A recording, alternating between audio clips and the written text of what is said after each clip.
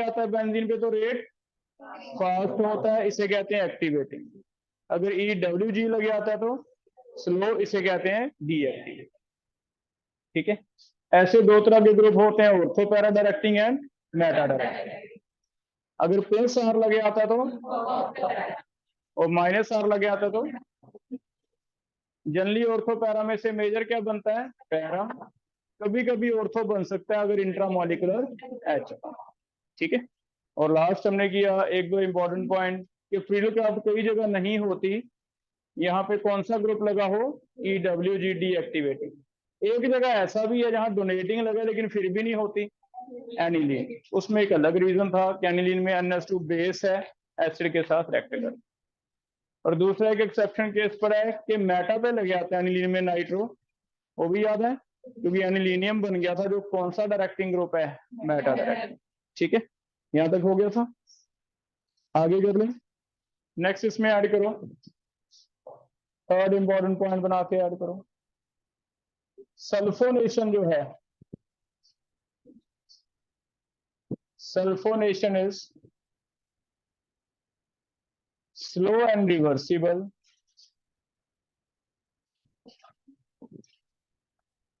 एक सल्फोनेशन थोड़ा सा डिफरेंट है बाकियों से। अगर हम सल्फोनेशन करवाते हैं सल्फ्यूरिक एसिड से तो ऐसे OH और H वाटर निकल जाता है, लेकिन ये इक्विलिब्रियम का साइन है, स्लो रिएक्शन रहता है। स्लो रहने की वजह से इसमें दो मल्टीपल के क्वेश्चन बनेंगे। पहला क्वेश्चन बना के लिख लो,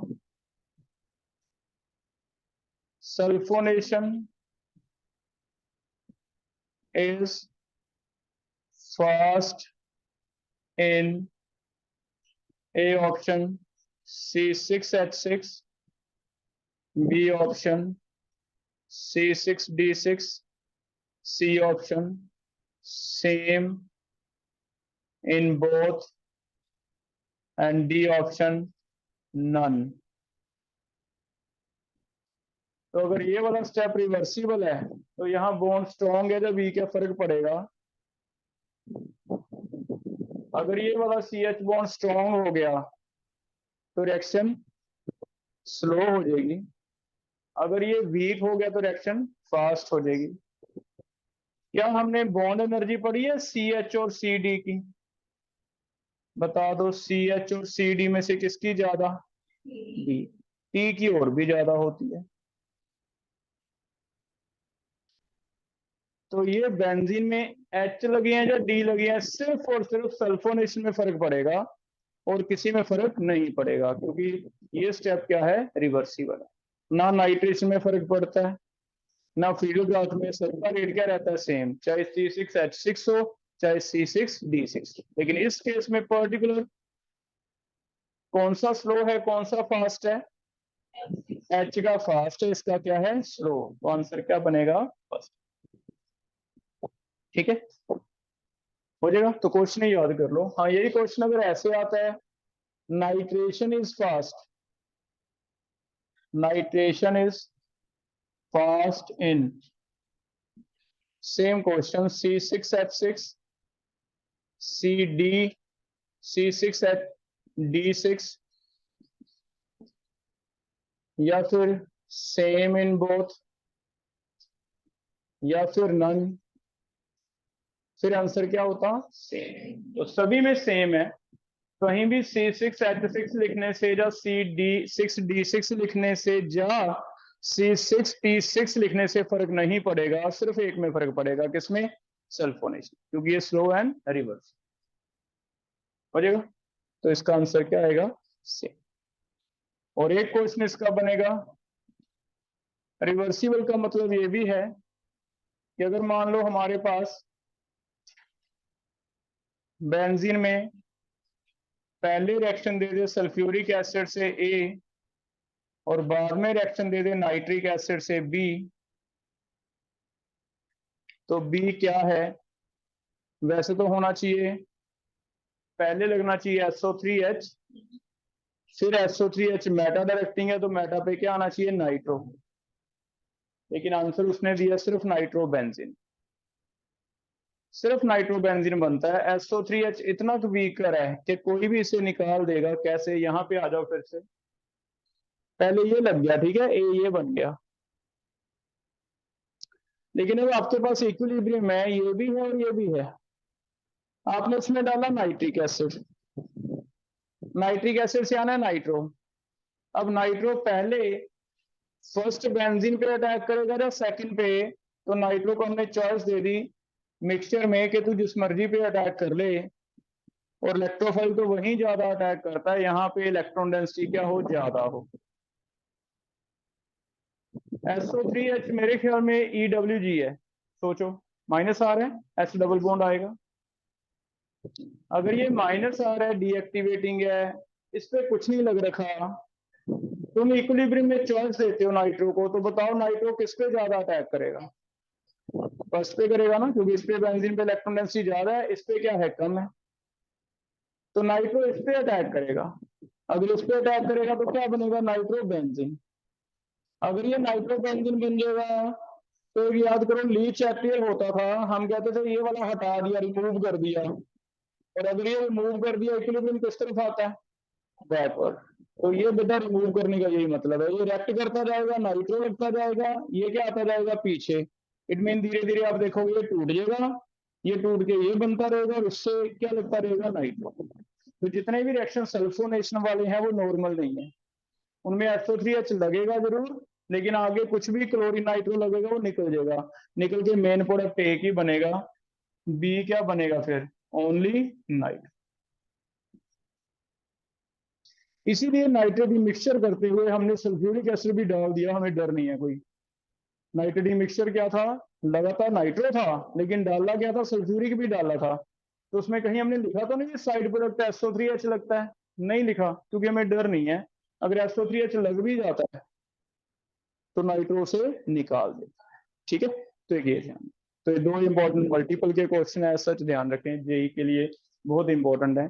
C6H6 और CD वाले में सिर्फ सल्फोनेशन में फर्क है और किसी में नहीं है। और ये बहुत जगह ऐसे यूज करेगा कि पहले ए फिर बी, और ए चॉइस भी यही देगा भी एक SO3H लग गया, एक नाइट्रो लग गया, लेकिन ऐसा होगा नहीं, SO3H लगेगा लेकिन वो निकल जाए, ठीक है। कर लोगे बेटा? लास्ट एक फोर्थ पॉइंट लिखना है, लास्ट एक पॉइंट फोर्थ और ऐड कर लो। In case of phenol, in case of phenol tri substitution क्या ना कर। इन केस ऑफ फिनोल तीन तीन भी लगे आते हैं, ट्राई सब्स्टिट्यूशन क्या ना कर, सिर्फ दो जगह। रिएक्शन लिख देता हूं मैं। फिनोल में OH काफी ज्यादा स्ट्रॉन्ग प्लस आ रहा है, स्ट्रॉन्ग प्लस आर होने की वजह से हमने देखा इसमें नाइट्रिक एसिड नाइट्रो लगाता है, लेकिन कंसंट्रेटेड है या डाइल्यूट है, तो उसने दो रिएक्शनें दी हैं एनसीईआरटी में हमें। नॉर्मल पहले तो ये चेक करो भी, हम अगर मैं ये नहीं बताता तो तुम प्रोडक्ट क्या बनाते, तुम नाइट्रो लगाते, कहाँ कहाँ लगाते, और तो क्या नॉर्मल प्रोडक्ट है ना। लेकिन डाइल्यूट है तो वो कहता नाइट्रो लगेगा, जो हम सोच रहे हैं वही बनेगा, एक बार और तो एक बार क्या बनेगा, पैरा। लेकिन अगर यहाँ लिख दिया बेटा कंसंट्रेटर, तो फिनोल में वो कहता प्लस आर काफी ज्यादा होता है, ये काफी ज्यादा स्ट्रॉन्ग एक्टिवेटिंग है, ये बेंजीन को इतने इलेक्ट्रॉन पुश कर देगा कि इस पे इलेक्ट्रॉन डेंसिटी तीनों पोजीशन पे बहुत ज्यादा आ जाती है, ऑर्थो पे भी और पैरा पे। और अगर यहां तुम कंसंट्रेशन थोड़ी सी ज्यादा रख दो इसकी NO2 की, कंसंट्रेशन ज्यादा रख दो, तो ये तीन को भी संभाल सकता है। ऑर्थो पे भी नेगेटिव काफी है, पैरा पे भी है, इस पे भी है, जिसकी वजह से सिर्फ इसमें फिनोल में ध्यान रखें कंसंट्रेटेड और डाइल्यूट में, कंसंट्रेटेड में ज्यादा कंसंट्रेशन की वजह से एक नहीं तीन जगह नाइट्रो लगेंगे, 3 जगह नाइट्रो लगे आते हैं और 3 वाटर निकलते हैं। इट मीन 3 कंसंट्रेट का मतलब अंडरस्टूड, अभी 3 मोल रिएक्ट किए, ये बन गया। इसका आईयूपीएसी नेम लिख के बताओ। 2 4 6, इसे 1 देंगे ना फंक्शन ग्रुप को, नेम बताना। Trinitrophenol, 2 4 6 trinitrophenol. और इसका एक कॉमन नेम भी है, it is also known as, bracket में लिख लो, पिक्रिक एसिड ज्यादा मिलेगा आपको ऑर्गेनिक में। पिक्रिक एसिड क्या बनता है? पिक्रिक एसिड, ठीक है। और ये फीचर और किसी में नहीं मिला, फिनोल में मिला। ऐसे ही एक और जगह 3 लगे हैं हेलोजिनेशन। अगर ब्रोमीन डालते हैं तो यहाँ ब्रोमीन की कंसंट्रेशन ज्यादा, सीधा नहीं लिखा उसने, यहाँ उसने ऐसे लिखा है कि अगर पोलर मीडियम है वाटर तो फिर Br पॉजिटिव की कंसंट्रेशन ज्यादा होएगी, हाई कंसंट्रेशन ऑफ ब्रोमीन होएगी। लेकिन अगर हम मीडियम नॉन पोलर लेते हैं CS2, CS2 is non polar, क्योंकि डायपोल मोमेंट क्या हो जाती है? 0। इधर वेक्टर म्यू क्या आ गया? 0। और non polar Br positive negative को सपोर्ट नहीं करता। पॉजिटिव नेगेटिव ज्यादा किसमें बनते हैं? पोलर में। ज्यादा पोलर में बनते हैं, इसमें पोलर है नहीं, तो फिर इसमें Br पॉजिटिव की कंसंट्रेशन अपने आप ही क्या होगी? कम। मींस इट डजंट मैटर कि तुम 10 मोल डाल दो या 20, इसमें बनने नहीं देने Br पॉजिटिव, ये बनने देगा, ठीक है। तो इसमें ऑब्वियसली हाई कंसंट्रेशन है, इसमें क्या है? लो। और मैंने क्या बताया कि अगर हाई कंसंट्रेशन तो कितने जगह पे लगेगा हेलोजन? 3 जगह।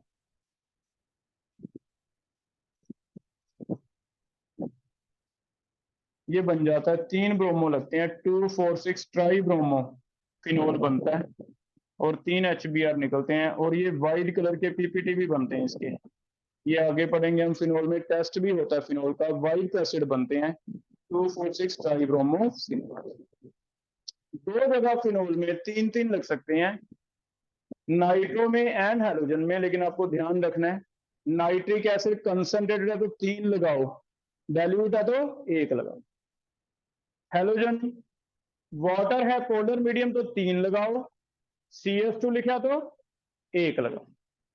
एक ये अलग से, तो ये 4-5 पॉइंट जो मैंने इंपॉर्टेंट लिखवाए हैं ये तुम्हें अलग से याद करने हैं, बाकी नॉर्मल है। बाकी सारे 99% क्वेश्चन वही हैं कि ऑर्थो पैरा है तो ऑर्थो पैरा पे लगा दो, मेटा तो वहां लगा दो, ये फास्ट है ये स्लो है, ऐसे ये 4-5 अलग से कर लोगे बेटा। और हमें प्रीवियस उसमें भी 3 लगेंगे, अंडरस्टूड है। कौन सा ज्यादा था बता? हाँ NS2, उसमें भी 3 लगेंगे। अगर OS से ज्यादा है उसमें भी 3 लगेंगे। लेकिन NS2 वाले में कल मैंने नाइट्रिक एसिड की अलग कहानी लिखवा दी ना, तो इसलिए तुम्हें फर्क नहीं पड़ेगा। हाँ, अगर यहाँ मैं एनिलीन लेके ये वाली करता ब्रोमीन वाटर तो 3 लगाते, CS2 लगाता तो क्या लगाते? 1। नाइट्रिक एसिड में कल अलग कहानी लिख ली हमने मेटा, तो इसलिए एनिलीन नहीं मैं लिख रहा यहाँ पे, अंडरस्टूड है। हाँ, अगर OS से भी ज्यादा डोनेटिंग है तो उसमें भी ट्राई सब्स्टिट्यूशन होगी, ठीक है। ये अंडरस्टूड कर लोगे बेटा, क्लियर है। तो ये कुछ पॉइंट आपको ध्यान रखने। एनिलीन का भी मैं लिख ही देता हूँ, एक एनिलीन में लिख लो। एनिलीन में सिर्फ हेलोजिनेशन 3 बार होती है, ब्रोमीन वाटर लिख लो एंड ब्रोमीन CS2 लिख लो। कितने कितने लगेंगे? सबसे ज्यादा एनिलीन था ना, तो यहाँ 3 लगा लो ट्राई ब्रोमो, यहाँ क्या लगेगा? 1 बार ऑर्थो 1 बार पैरा, ठीक है। तो ये भी लिख, 2 जगह है।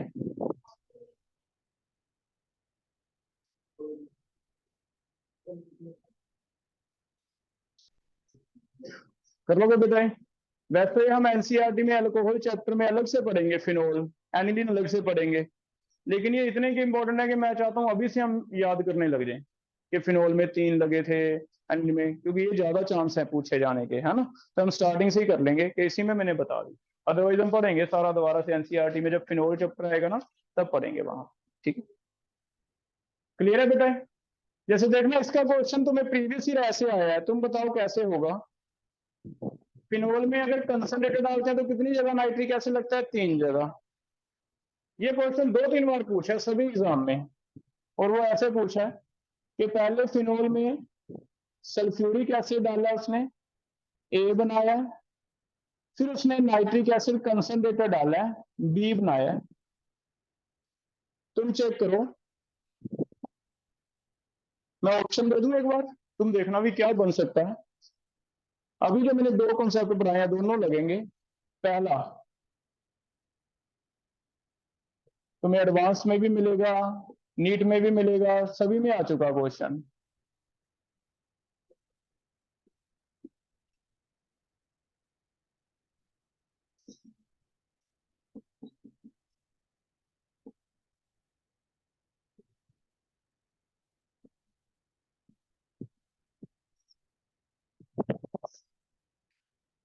कौन सा ऑप्शन? है ना, क्योंकि SO3H लगेगा लेकिन वो कौन सा रुकेगा।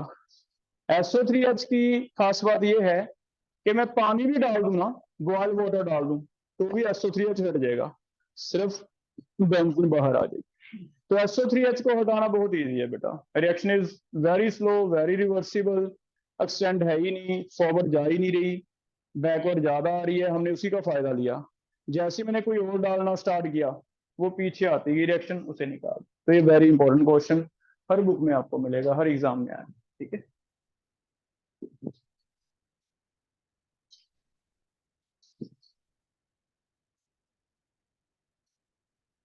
क्लियर है बेटा? तो मेन मेन सब मैंने एक बार बता दिया, बाकी ये फिनोल अलग से जब एनसीईआरटी में से पढ़ेंगे और चीजें हम वहां नोट कर लेंगे, एनिलीन अलग से पढ़ेंगे तो फिर से नोट कर लेंगे, ठीक है। क्लियर है? आगे बढ़ लें। एक और टॉपिक हमारा इस चैप्टर में चाहिए हमें, लास्ट एक टॉपिक बचा है। ये कॉमन मैकेनिज्म का टॉपिक है जो अलग अलग क्वेश्चन में हमारे काम आएगा। नेक्स्ट टॉपिक बना लो, कार्बोकेटाइन रीअरेंजमेंट। ये एक जनरल टॉपिक है, मैकेनिज्म बेस्ड क्वेश्चन के लिए हमें चाहिए कार्बोकेटाइन रीअरेंजमेंट, अलग अलग क्वेश्चन है and very important question, carbocation rearrangement.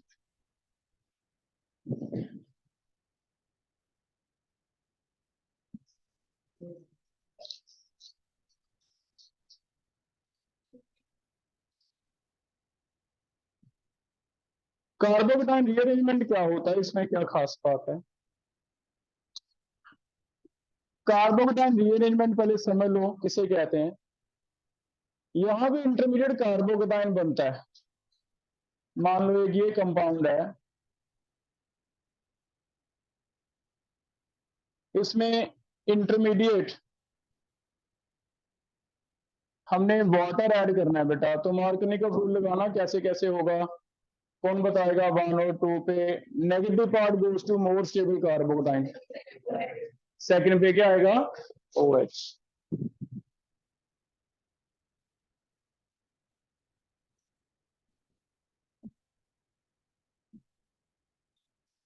ठीक है,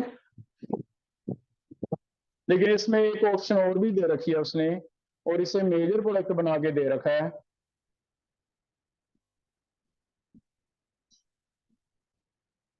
ये वाला, जबकि ये तो एक्सपेक्टेड ही नहीं है, ये तो चलो समझ आ रहा है हमें, ये एक्सपेक्टेड ही नहीं है, ये कहां से आ गया बेटा? वो ये कह रहा है ये मेजर है।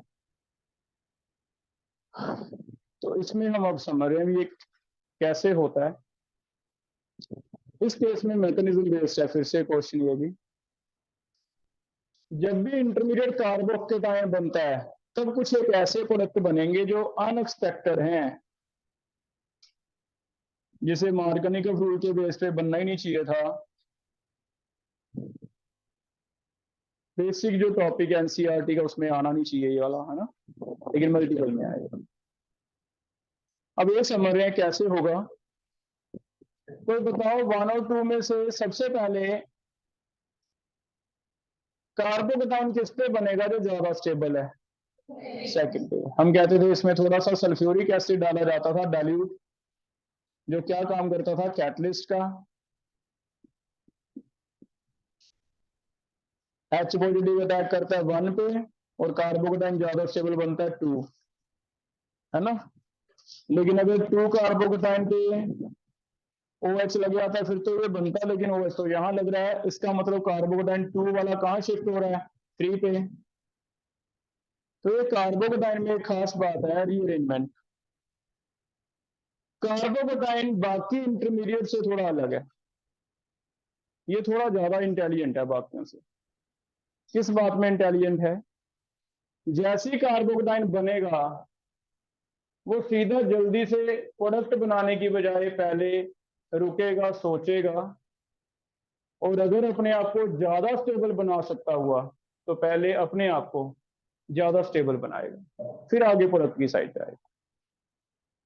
कार्बोकेटाइन इस बात में इंटेलिजेंट माना जाता है कि वो अपने आप की स्टेबिलिटी बढ़ा सकता है। कैसे?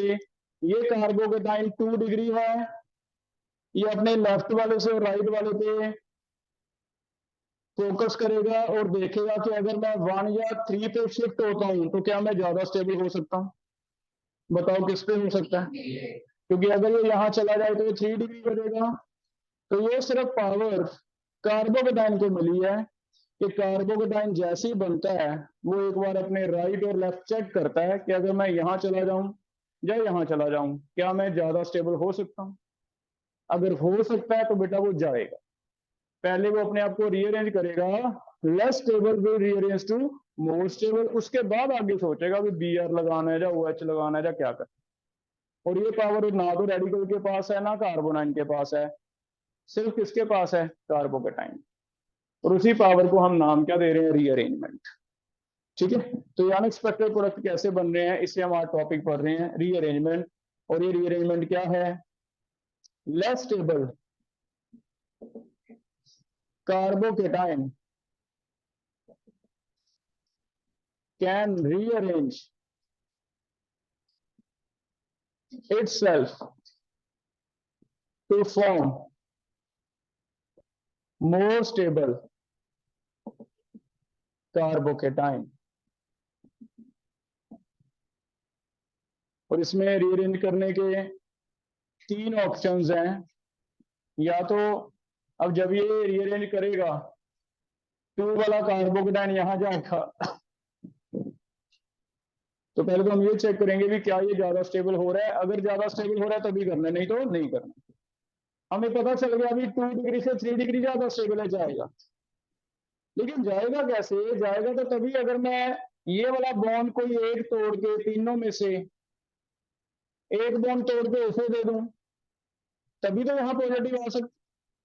मीन्स मुझे इसका पॉजिटिव खत्म करना है तो मुझे क्या करना है? इनमें से जो 3 बॉन्ड है कोई एक तोड़ के इसे देना है, ये स्टेबल हो जाए, इस पे क्या आ जाए? पॉजिटिव। ऐसे ही करना पड़ेगा। और तो कोई कोवलेंसी तो हम चेंज कर नहीं सकते, कार्बन की कोवलेंस तो 4 ही रखनी है।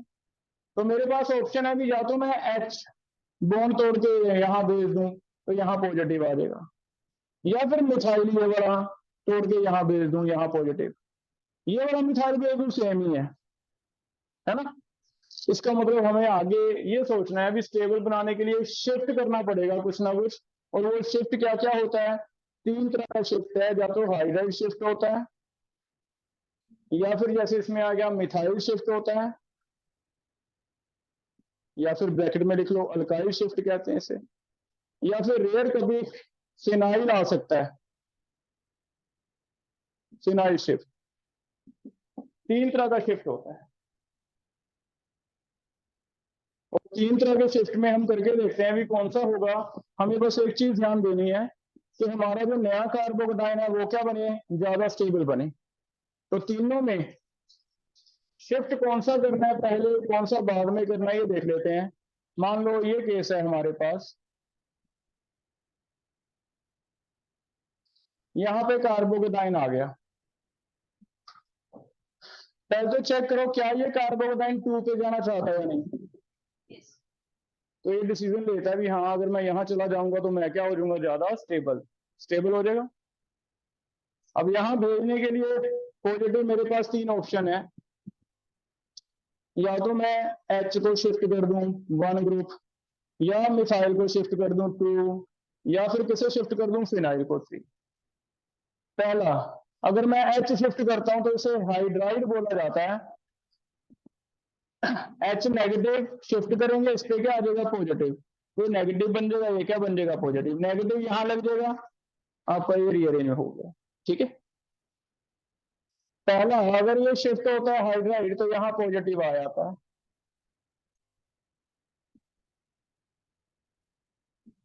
चेक करो, यहाँ पे क्या आएगा, H। इसे H नेगेटिव पता चला क्यों रहा, क्योंकि अगर ये नेगेटिव बनेगा तभी ये पॉजिटिव बनेगा ना। तो फिर कार्बोकेटाइन मुझे ऐसे तोड़ना है हेटेरोलाइटिक क्लीवेज करवा के कि नेगेटिव इधर भेजूंगा तो आगे पॉजिटिव ये बन गया।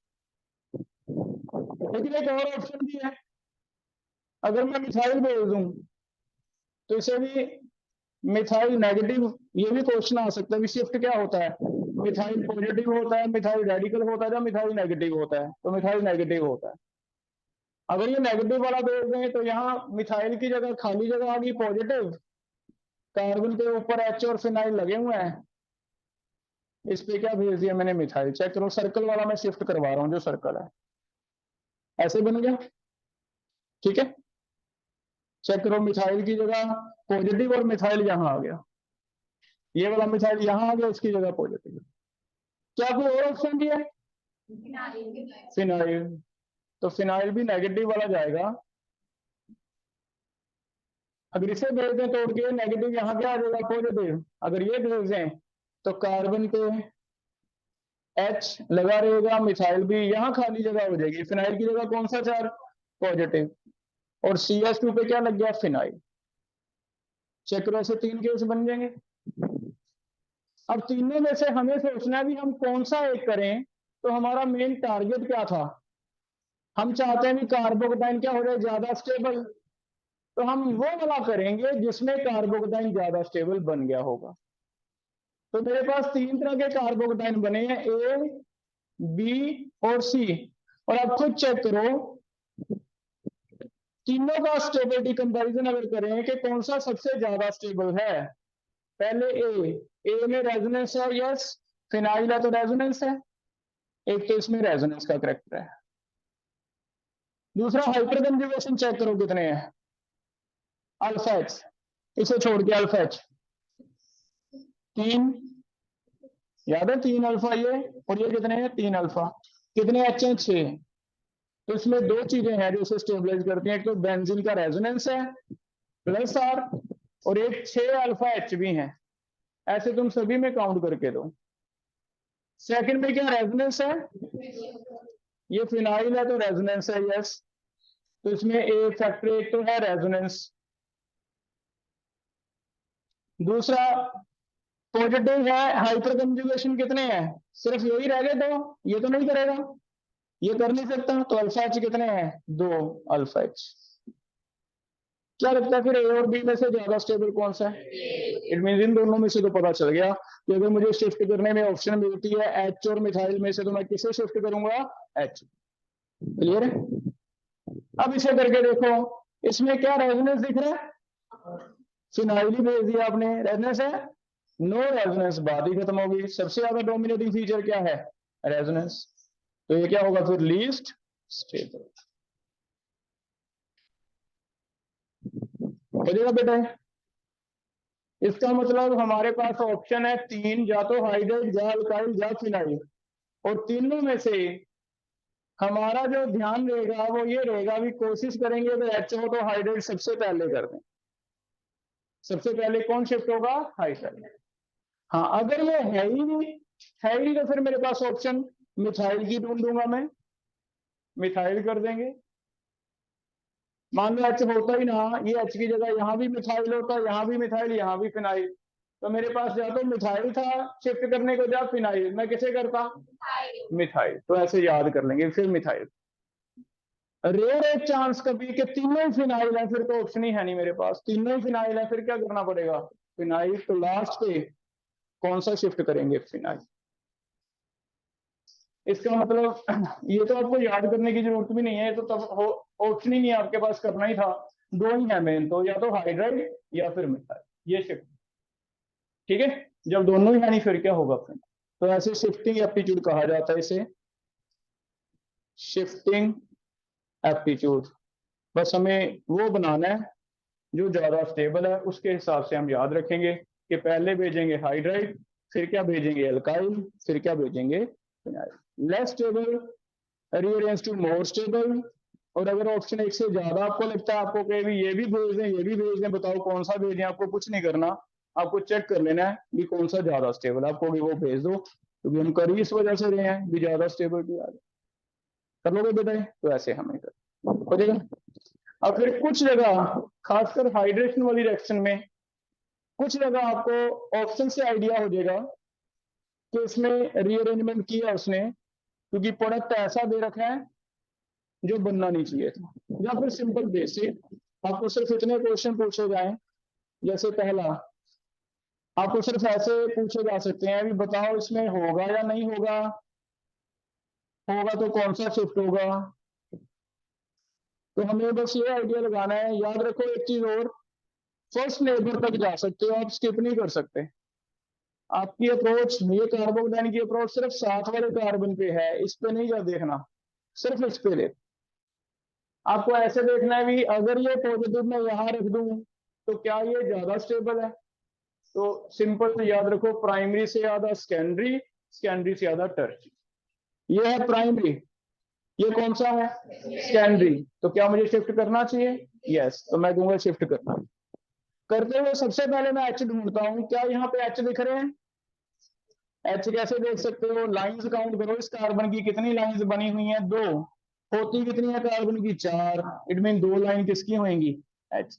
तो एच मतलब पता चल गया है। अगर एच है तो हमारा काम सबसे इजी वाला है, हमें क्या भेजना है? एच। तो मैं लिखूंगा इसमें कौन सा शिफ्ट होगा? 1 to हाइड्राइड शिफ्ट बोला जाता है।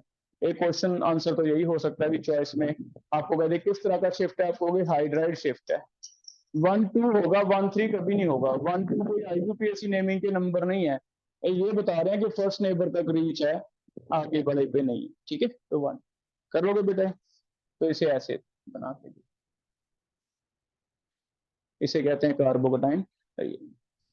अगर मान लो HBr में BR लगाना था, यहाँ नहीं लगाना, आपने यहाँ लगाना।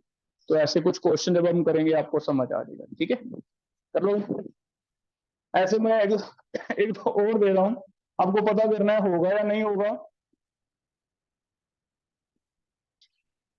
इसमें चेक करो क्या ये पॉजिटिव इधर कहीं शिफ्ट होगा या नहीं होगा। कैसे होगा बताओ? ये कौन सा डिग्री है? 1 डिग्री। और अगर ये इस पे रख देते हैं तो ऑब्वियसली 3 डिग्री बनेगा। अब शिफ्ट करने के लिए तीनों ही मिथाइल हैं, तो फिर तो ऑप्शन ही नहीं है, हमें क्या शिफ्ट करना है? मिथाइल। हम देंगे मिथाइल शिफ्ट। हाँ, लेकिन अगर एक कोई हाइड्राइड होता है इनमें से तो फिर हम क्या शिफ्ट करते हैं? हाइड्राइड। ठीक है, तो यहाँ मैं क्या शिफ्ट करूंगा? ऐसे लिख देंगे 1 to मिथाइल। बताए एक मिथाइल हटा दो, यहां लगा दो, चेक करो क्या ऐसे बन जाना चाहिए? हो। अब एक आंसर करना, दो जगह शिफ्ट होने के चांस हैं, आप देखना भी किस तरफ ज्यादा शिफ्ट होने के चांसेस हैं।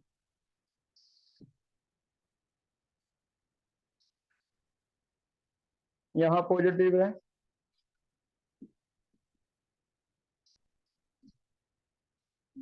आपको बताना है कि लेफ्ट वाले कार्बन पे शिफ्ट हो करें या राइट वाले पे, किस तरफ ज्यादा चांसेस है।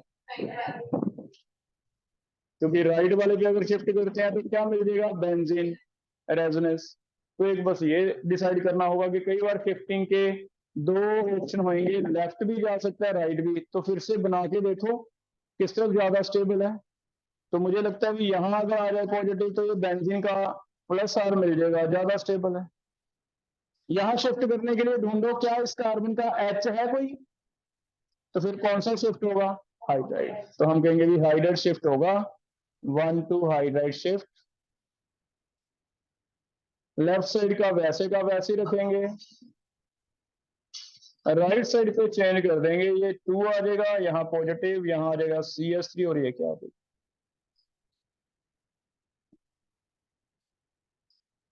कर लोगे बेटा? तो ज्यादा से ज्यादा ये हो सकते हैं कि ऑप्शंस आ जाए आपके पास। क्वेश्चन 3 तरह के, पहला होगा या नहीं होगा आपको देखना है सिर्फ। दूसरा होगा तो क्या होगा? पहले हाइड्राइड, फिर मिथाइल, फिर फिनाइल। तीसरा दो साइड है, लेफ्ट और राइट, किस साइड होगा? तो जिस साइड ज्यादा स्टेबल है उस साइड होगा, दूसरी साइड नहीं। क्लियर है? वैसे 3 तरह के क्वेश्चन।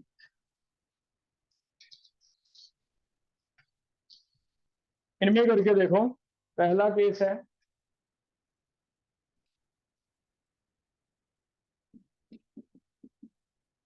होगा या नहीं होगा, होगा तो कैसे होगा। सेकंड केस है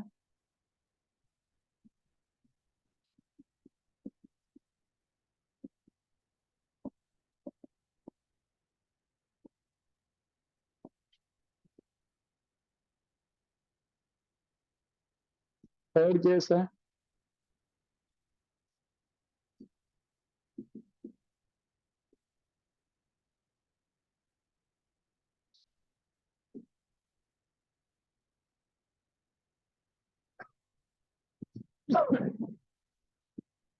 सीपीएम आपको पढ़ाया हुआ मैंने, सबसे ज्यादा स्टेबल वाला ये होता है सीपीएम। कौन सा रेजोनेंस है इसमें? डांसिंग रेजोनेंस, तो सबसे ज्यादा स्टेबल वाला है। ठीक है,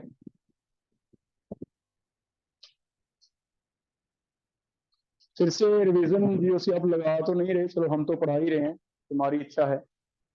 स्टेबिलिटी वाला एक अलग से लेक्चर डाला हुआ है, 2-3 दिन पहले पूरा कार्बोकेटाइन की स्टेबिलिटी पढ़ाई थी और रेडिकल की स्टेबिलिटी।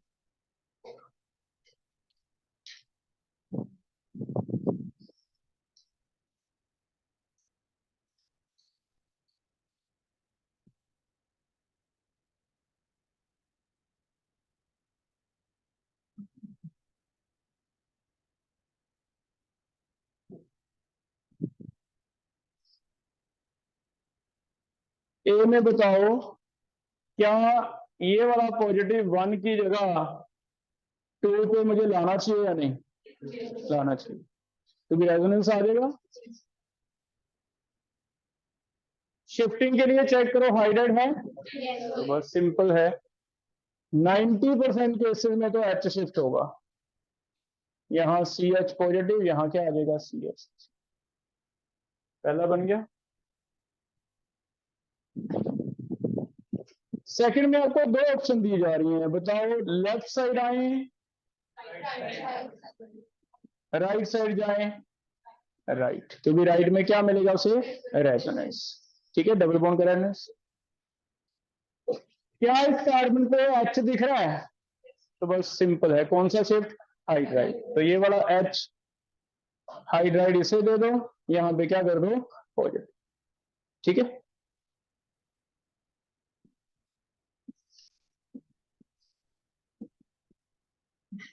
यहां पॉजिटिव पड़ेगा बेटा। लेफ्ट साइड सीपीएम, ये वाले साइक्लोप्रोपाइल के साथ आता है, तो बॉन्ड टूट जाएगा क्योंकि एंगल स्ट्रेन कम कर लेता है अपना ये। एक बार नीचे से बॉन्ड टूट जाता है, एंगल स्ट्रेन कम कर लेता है,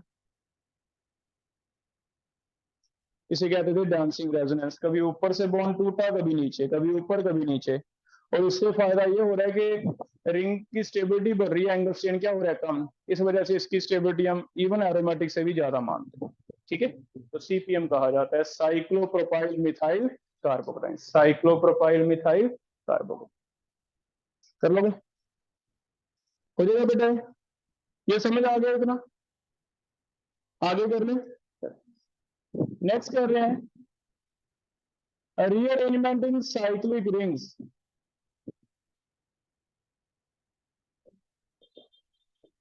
एक कार्बोकेटाइन रीअरेंजमेंट साइक्लिक रिंग्स में भी होता है, और साइक्लिक रिंग्स में दो अलग अलग टॉपिक हम पढ़ रहे हैं। एक है रिंग एक्सपेंशन और एक है रिंग कॉम्प्रेशन कॉन्ट्रैक्शन।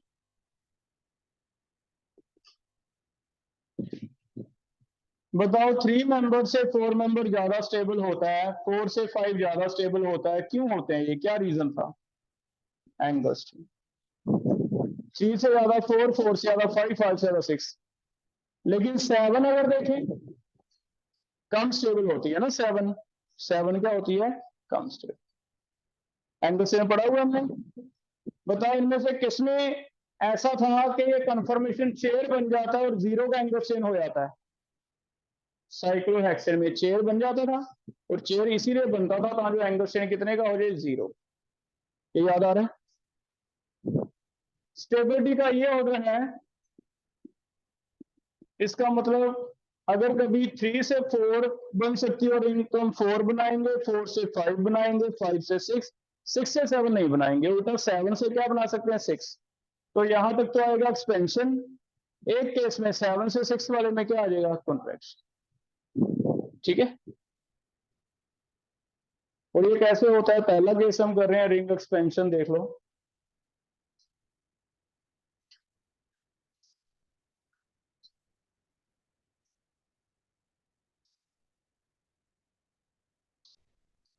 मान लो रिंग एक्सपेंशन समझ रहे हैं हम कैसे होगा। अगर ये कोई रिंग है, इसके साथ वाले कार्बन पे पॉजिटिव है,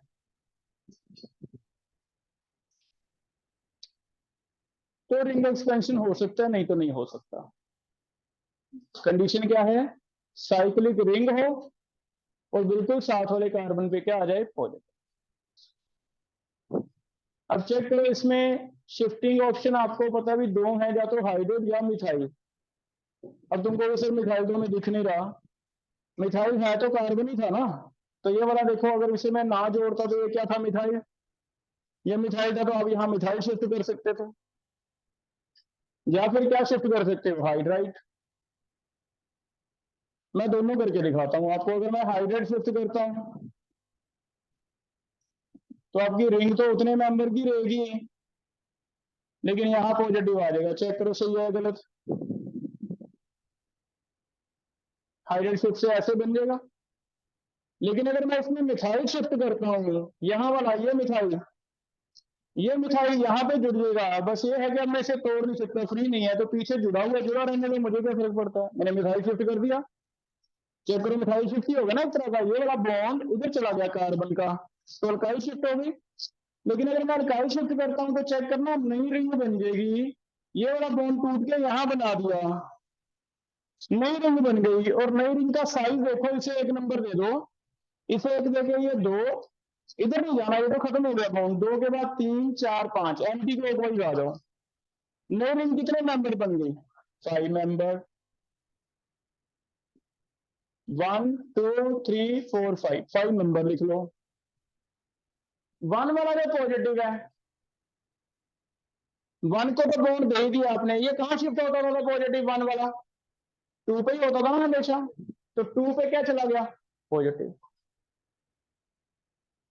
ठीक है। इसे मिथाइल शिफ्ट कह लो, अल्काइल शिफ्ट कह लो, या फिर याद रखने के लिए बॉन्ड शिफ्ट कह देते हैं, क्योंकि रिंग टूटी तो है नहीं। अब इस केस में फिर से हमें उस तरफ जाना है जिस तरफ स्टेबिलिटी बढ़ गई।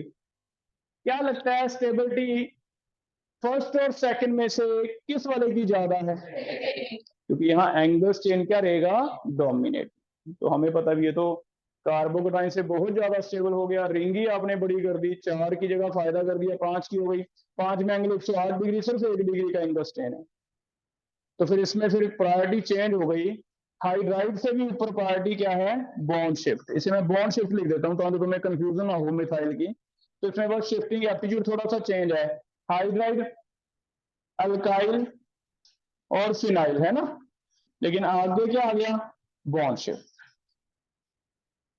तो इसमें पहले तुम बॉन्ड शिफ्ट करो, है वही मिथाइल नहीं बोल रहा, क्योंकि मिथाइल जुड़ा हुआ है आगे आगे, है ना।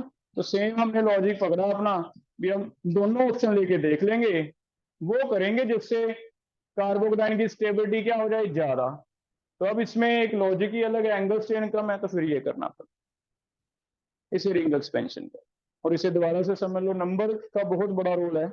नंबर सही से लिखने हैं। कैसे लिखना है, पहली बात, रिंग के बिल्कुल साथ वाले नेबर पे पॉजिटिव हो तब होगा, नहीं तो नहीं होगा। रिंग के ऊपर है, नहीं होगा। रिंग से एक छोड़ के है, नहीं होगा। रिंग के बिल्कुल साथ वाले कार्बन पे आना चाहिए।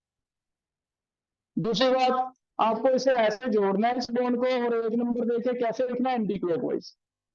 वो 5 नंबर जो दिए हैं, आप अपनी रिंग बना के 5 नंबर दे लोगे। 1 वाला पॉजिटिव 2 को दे देंगे नंबर का। इसलिए मैं कह रहा हूं कि अगर मान लो 4 पे नाइट्रो होता, 4 पे नाइट्रो, तो तुम यहाँ 4 पे क्या लगा देते, मान लो 3 पे क्लोरो लगा होता तो क्लोरो, तो नंबर का रोल इसलिए है कि जो जहां लगा हुआ अपनी जगह पे वो दोबारा उतने ही नंबर पे तुम लगा भी दोगे। 3 पे क्लोरो, 4 पे नाइट्रो, कभी ऐसे कॉम्प्लेक्स केस आता है। हो जाएगा बेटा, तो बस इसे कहते हैं रिंग एक्सपेंशन। 3 वाला 4 में, 4 वाला 5 में, 5 वाला 6 में, 6 से 7 नहीं हो तो ऐसे हो जाएगा बेटा। तो इसमें बस एक प्रायोरिटी चेंज है, बॉन्ड शिफ्ट पहले आएगा, फिर हाइड्राइड, फिर मिथाइल, ऐसे। क्लियर है? कर लोगे ऐसे? एक्सपेंशन आज कर लेते हैं, कॉन्ट्रेक्शन कल कर लेंगे, ठीक है। यहां तक कर लो एक बार, बॉन्ड शिफ्ट हाइड्राइड मिथाइल हो गई, ऐसे हमने कर, ठीक है। यहां तक पढ़ के आओ, आगे हम कल पढ़। इस बार संडे का टेस्ट आपका जीओसी का है, ठीक है। जीओसी कर लो। जीओसी का जो लेक्चर है बेटा 4-5 भेजे हुए हैं, वो आप दोबारा से देख सकते हो। वही क्वेश्चंस हैं सारे, I effect, resonance effect, hyper conjugation कहाँ कहाँ है, स्टेबिलिटी, एरोमेटिसिटी, है ना, उसके क्वेश्चंस आए।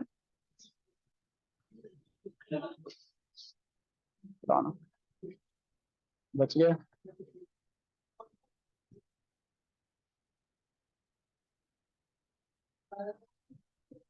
मैं बुक दिखा